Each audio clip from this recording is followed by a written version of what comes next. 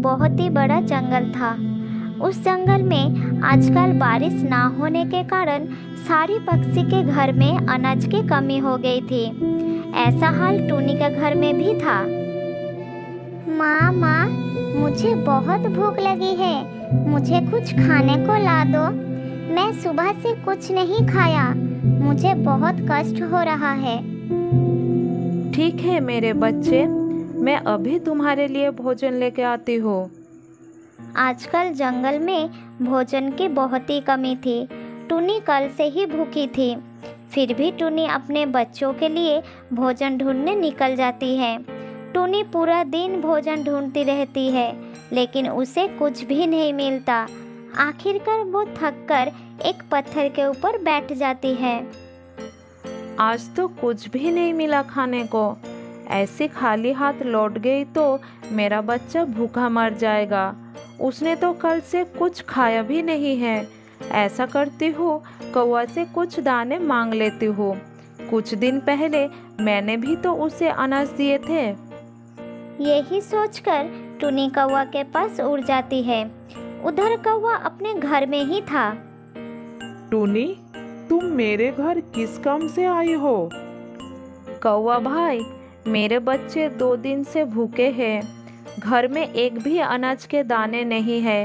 तुम थोड़ा मदद कर दो। मेरे पास भी थोड़ी ही अनाज है, मैं तुम्हें दे दूंगी तो मेरा कैसे चलेगा? मैं तुम्हें नहीं दे सकती, तुम किसी और के पास जाओ। कौवा की बातें सुनकर टूनी दुखी होकर वहां से चली गई। उसका भोजन ढूंढना बहुत ही जरूरी था, क्योंकि उसके बच्चे भूखे थे। उसी वक्त टूनी को एक जगह पर कुछ अनाज मिल जाता है। वो उस अनाज को उठाकर चल पड़ती है। रास्ते में उसे एक पेड़ के नीचे एक बूढ़ा सा कबूतर नजर आता है, जो रो रहा था। तो टूनी उसके पास जाती है। आपका क्या हुआ है दोस्त? आप रो क्यों रहे हो?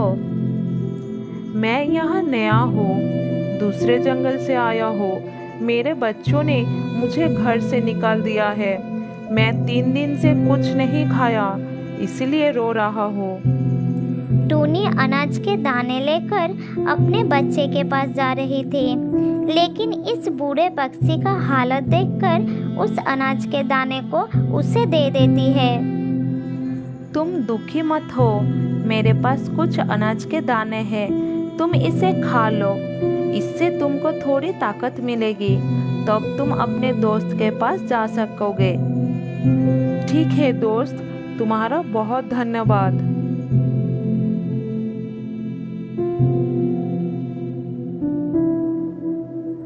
थोड़ी देर बाद बूढ़ा कबूतर अनाज के दाने खाकर अपने दोस्त के पास उड़ जाता है और टूनी भी अपने बच्चे के पास आ जाता है। घर आकर वो सारी बातें अपने बच्चों को दुखी होकर बताती है। कोई बात नहीं माँ, तुम दुखी मत हो, मुझे कोई कष्ट नहीं हो रहा है। उसके बाद माँ और बच्चे दोनों सो जाते हैं। सो जाने के बाद टूनी को वो बूढ़ा कबूतर सपने में दिखाई देता है, जो कहता है, मैं तो बस देख रहा था कि तुम मेरी सहायता करती हो या नहीं, लेकिन तुम भूखी होकर भी मुझे खाना खिलाया, अपना सारा भोजन दे दिया।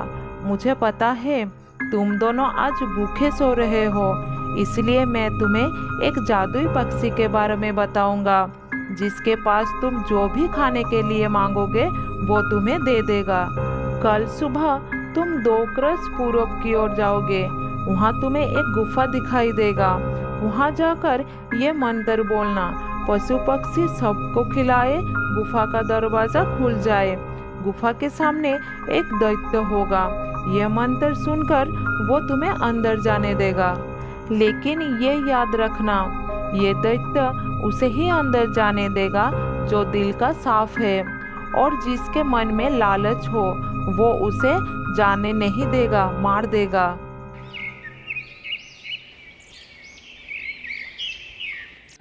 अगले दिन सुबह उठकर टूनी सपने के बारे में सोचती है। उसका पूरा सपना याद था। वो बहुत ही ज़्यादा खुश थी। टूनी जल्द ही तैयार होकर पूरब की तरफ उड़ जाती है। उड़ते उड़ते वो गुफा के पास पहुंच जाती है। सपनों के अनुसार वहाँ एक दैत्य था जो बहुत ही ज़्यादा खतरनाक था। ये तो सचमुच सपनों के अनुसार ही हो रहा है। एक बार उस मंत्र को भी बोलकर देखते हैं, सच होता है कि नहीं। टूनी मंत्र बोलती है और सचमुच दैत्य दरवाज़ा छोड़ देती है और टूनी अंदर चला जाती है।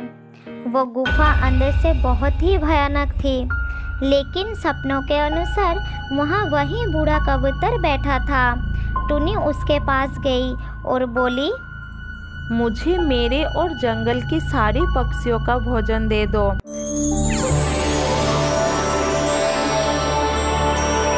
टूनी सारे अनाज लेकर बाहर आती है।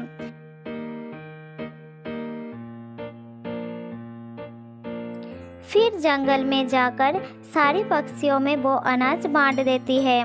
सब पक्षी बहुत खुश हुए, लेकिन कौवे को ये सब देखकर बहुत जलन होने लगती है। ये टूनी कहाँ से इतने सारे भोजन लेके आई है? मुझे पता लगाना पड़ेगा। ये खोज अगर मुझे मिल जाएगी तो सारी जिंदगी बैठे बैठे खाऊंगी।